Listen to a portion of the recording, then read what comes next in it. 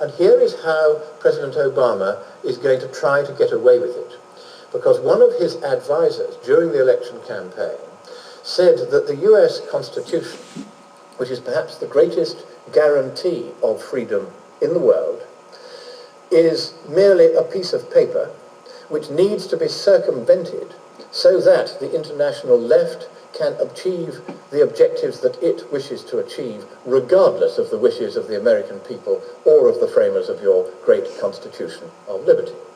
Therefore, President Obama is going to come here and sign the Copenhagen Agreement. It's no longer being called a treaty, specifically because they know they can't get a treaty through the US Senate.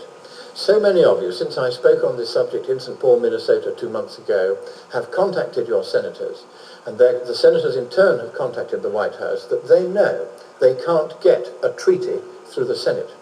So President Obama is going to sign this agreement by his executive authority and will then put it to both houses of Congress for a vote by simple majority, whereupon it will stand with almost the same force as a treaty, as an executive agreement under your Constitution.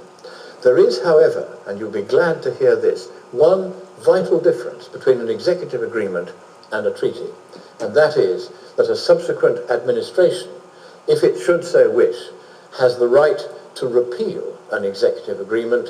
It doesn't have the right to repeal a treaty. One power that President Obama does not have is to commit the United States unilaterally to measures of a scale and horror envisaged in this treaty, or agreement as we must now call it. And there is no longer any basis whatsoever for saying that any action is required over the climate. We've seen now in the ClimateGate emails that a couple of dozen bad and extremely malevolent and unpleasant scientists, anyone who has read these emails will realize how unpleasant they are,